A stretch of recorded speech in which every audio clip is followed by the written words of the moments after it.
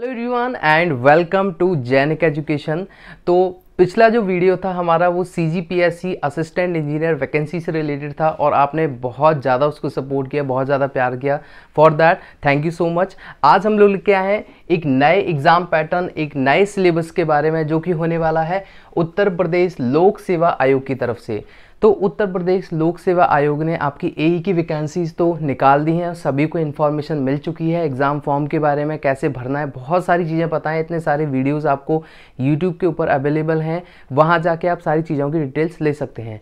लेकिन ये जो पर्टिकुलर वीडियो अब होने वाली हैं, मैं आपको पहले बताना चाहता हूँ कि हम लोग यहाँ पे पार्ट वाइज यानी कि पार्ट 1 पार्ट 2 इस तरीके से हम लोग वीडियो बनाएंगे UPPSC AE के बारे में और कंप्लीट डिटेल में आपको बताऊँगा। लाइक सब्जेक्ट ओनली सब्जेक्ट के मार्क्स नहीं, सब्जेक्ट के नंबर ऑफ क्वेश्चंस नहीं, मैं आपको अंदर सब्जेक्ट के ये भी बताऊंगा कि पिछले सालों के जो एनालिसिस रहा है उन एनालिसिस के अकॉर्डिंग आपको किसी भी एक सब्जेक्ट के अंदर किस टॉपिक से थ्योरेटिकल क्वेश्चन आए हैं, किस टॉपिक से आपके न्यूमेरिकल क्वेश्चन आए हैं, ठीक है, और कितने क्वेश्चंस आए हैं, तो कौन सा टॉपिक इंपॉर्टेंट है ये भी क्लियर हो जाएगा और कौन सा जो टॉपिक है वो आपको बहुत ज़्यादा ध्यान नहीं देना है, लाइटली उसको लेके चलना है, वो सारी चीज़ें हम लोग कवर कर पाएंगे।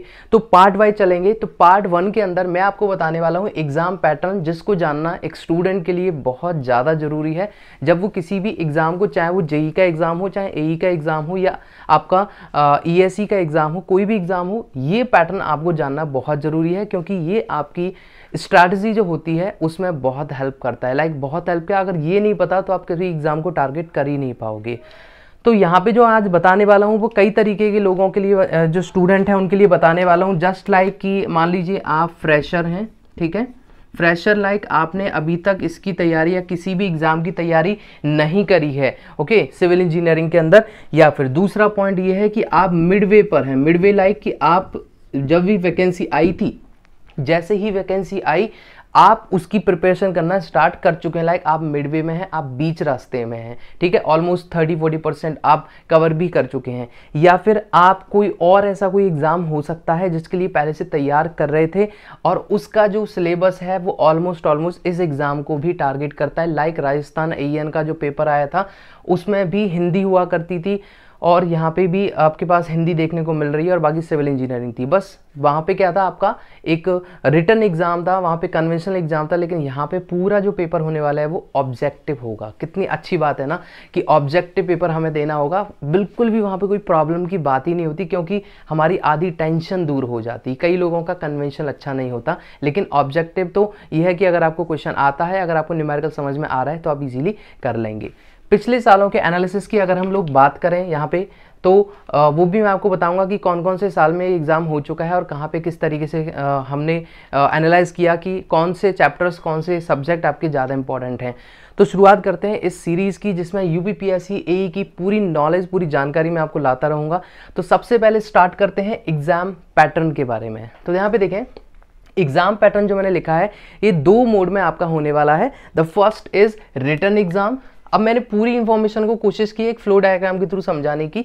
तो जो पहला जो पॉइंट है इसका, जो पहला जो मोड है that is the written exam. Written में क्या होगा, एक MCQ यानी कि मल्टीपल चॉइस क्वेश्चन आपके आने वाले हैं जिसमें 4 ऑप्शंस होंगे, आपको सही ऑप्शन को चूज करना होगा, ठीक है। कहीं ना कहीं ये जो एग्जाम है वो ESE को इक्वलेंट करता है। ESE का जो अगर मैं देखता हूँ जो पैटर्न होता है उसको भी कहीं ना कहीं अप्लाई कर सकते हैं, क्योंकि मैं किस बेसिस पर बात कर रहा हूँ, मैं बात कर रहा हूँ यहाँ पर जब आप क्वेश्चन का लेवल देखते हैं तो जो क्वेश्चन में जब प्री के जो पेपर्स हैं आपके ESE के, वहाँ से कहीं ना कहीं इसको सिमिलर मैच किया जा सकता है, ठीक है। तो बहुत ईजी नहीं है लेकिन अच्छा एग्जाम है। बात करें कितना ड्यूरेशन हम लोग मान के चल सकते हैं इस एग्जाम के लिए, तो ऑलमोस्ट मैं लेके चलूंगा कि भाई 3 से 4 महीने तो आप मान के चलिए। ऑलमोस्ट दिसंबर के अंदर ही पिछली बार हुआ था ये, इस बार शायद दिसंबर के अंदर आपका एग्जाम हो सकता है, ओके। तो देखिए यहाँ पे सबसे पहले एग्जाम पैटर्न में आपका रिटन एग्जाम था, यानी कि MCQ के फॉर्म में चलेगा। यही प्रीवियस ईयर से होता भी आया है जब भी कभी UPPSC ने अपना AE का एग्जाम लिया है। देन उसके बाद होगा इंटरव्यू। तो मैं रिटर्न की पूरी डिटेल में बात करूंगा। देन इंटरव्यू तो सिंपली आपका लिखा हुआ है मैंने, कितने मार्क का है, 100 मार्क्स का, ठीक है। तो रिटर्न जो कि MCQ फॉर्म में होगा और यहाँ पे जो इंटरव्यू है जो कि 100 नंबर की फॉर्म में होगा। जब आप रिटर्न क्लियर कर लेंगे, यहाँ पे जब आप इस रिटर्न को क्लियर कर लेंगे तो आप जाओगे कहाँ पे, इंटरव्यू की तरफ। Clear, okay. अब रिटर्न के अंदर दो पेपर होने वाले हैं, that is paper 1 and paper 2। Okay, इन दोनों को ऐड करने के बाद फाइनली जब आप इनमें क्वालिफाई कर जाएंगे तो आप जाओगे इंटरव्यू की तरफ। ठीक, ओके। अब पेपर 1 में क्या है? पेपर 1 में है हिंदी और सिविल इंजीनियरिंग। क्या है? हिंदी है और सिविल इंजीनियरिंग है। सेम टू सेम पेपर 2 के अंदर जीके जीएस है और सिविल इंजीनियरिंग है, लेकिन दोनों ही एग्जाम, दोनों ही पेपर्स कैसे हैं? एमसीक्यू बेस्ड हैं। इनमें कोई भी रिटर्न यानी कि कन्वेंशनल एग्जाम आपका नहीं होगा। देन उसके बाद हिंदी में आपके कितने क्वेश्चंस आएंगे? तो 25 क्वेश्चंस आपके हिंदी के पूछे जाएंगे पेपर 1 में, और सिविल इंजीनियरिंग के जो आपकी कोर ब्रांच है वहां से आपको 100 क्वेश्चंस पूछे जाएंगे।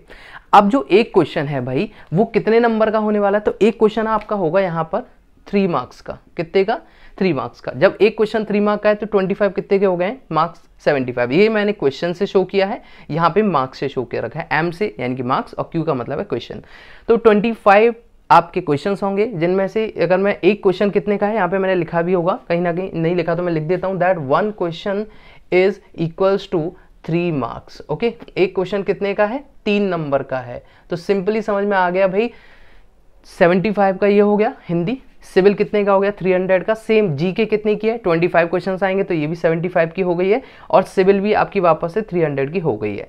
अगर मैं ये देखता हूं कि जो आपका रिटर्न एग्जाम हुआ उसमें कितने मार्क्स का टोटली हुआ, तो मैंने यहाँ पे लास्ट में लिखा है total marks is equals to 7, ये है 75, ये 300, ये 75, ये 300, इन सभी को आप ऐड कीजिए तो आपको फाइनली जो मार्क्स मिलेंगे वो मिलेंगे 750।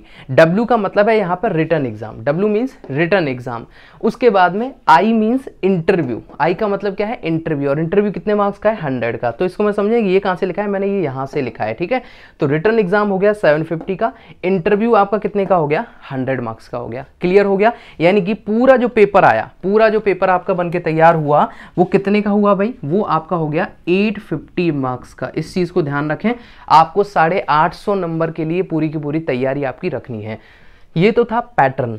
ओके, तो पैटर्न माइंड में सेट करना है कि भाई मेरे को हिंदी को भी ध्यान में रखना है, मेरे को जीके को भी ध्यान में रखना है, बाकी सिविल इंजीनियरिंग की तो मैं पूरी स्ट्रैटेजी आपको बताऊंगा। बाकी जीके और जीएस के, जीके जीएस और हिंदी के बारे में मैं अच्छी नॉलेज आपको आगे आने वाले वीडियोस में देता रहूंगा। ठीक है, अब बात आती है यहाँ पे कि क्या इस एग्जाम में नेगेटिव मार्किंग होगी? तो बिल्कुल आपको मैं बता देता हूँ, इस एग्जाम के अंदर नेगेटिव मार्किंग होगी। ठीक है, अब वो नेगेटिव मार्किंग किस तरीके से की जा रही है यहाँ पे वो भी आप देख लीजिए। वो है आपका 1/3 of number decided for 1 question. Like कितना हुआ?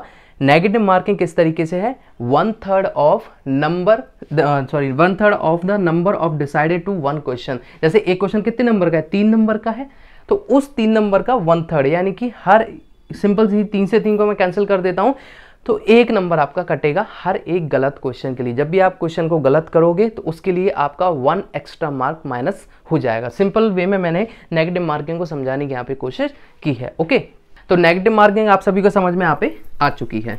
अब हम लोग बात करेंगे कि सिलेबस कैसे होने वाला है। ठीक है, अब सिलेबस के अंदर भी भाई मैंने क्या किया है, ओनली अभी बताया आपको पेपर 1 में सिविल इंजीनियरिंग, पेपर 2 के अंदर जो सिविल इंजीनियरिंग का पार्ट जो होने वाला है। ठीक है, हिंदी की अगर मैं बात करूंगा तो भाई हिंदी का प्रीवियस ईयर एनालिसिस के बारे में नेक्स्ट वीडियोस के अंदर लाऊंगा। ठीक है, जीके जीएस के बारे में मैं नेक्स्ट वीडियो में आपको बताऊंगा कैसे तैयारी करनी है, क्या करना है। ओके, सबसे पहले बात करेंगे सिलेबस में सिविल इंजीनियरिंग को कैसे पढ़ना है, प्रीवियस ईयर एनालिसिस के अकॉर्डिंग मेरे दिमाग में अभी तक क्या आया है। ठीक है, पहली बात तो ये कि ये एग्जाम आपका 2011 के अंदर, 2011, 2013 के अंदर, देन उसके बाद 2016 के अंदर, उसके बाद 2019 जो 20 में हुआ था एग्जाम 2019, ठीक है, और अब वापस से 2021 के अंदर।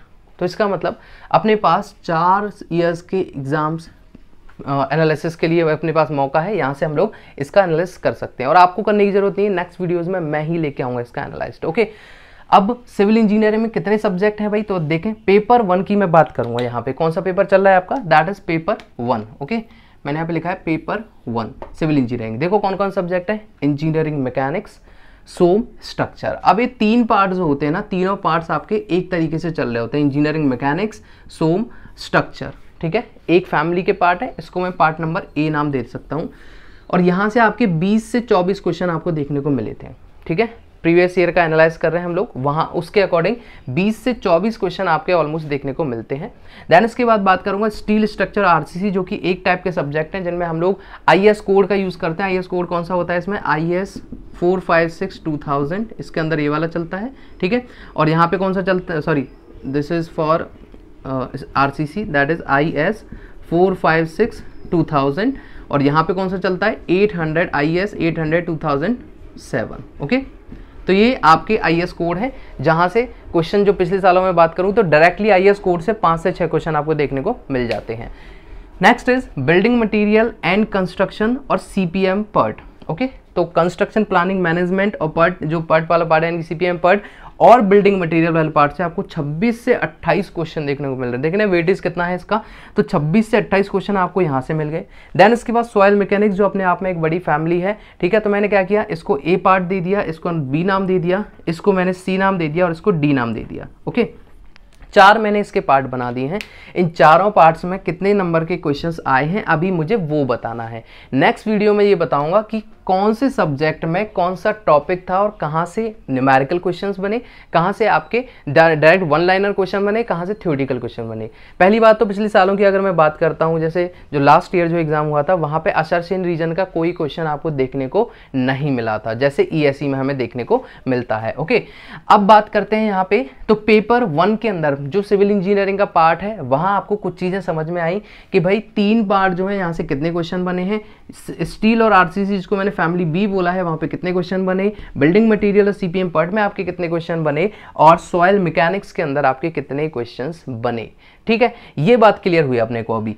अब सेकंड पेपर के अंदर क्या होगा भाई, सेकंड पेपर में देखें सब्जेक्ट कौन कौन से हैं। तो first subject is the fluid mechanics, OCF यानी कि open channel flow, and last is the hydraulic machine, ठीक है। टरबाइन, सेंट्रीफ्यूगल पंप, इस जो पार्ट हैं आपके, तो OCF, फ्लूइड और हाइड्रोलिक मशीन, ये अपने आप में एक पूरी फैमिली है, जिसमें से अकेले इस पार्ट में से आपके 20 से 24 क्वेश्चन देखने को मिले हैं प्रीवियस ईयर पार्ट्स के, प्रीवियस ईयर पेपर्स में।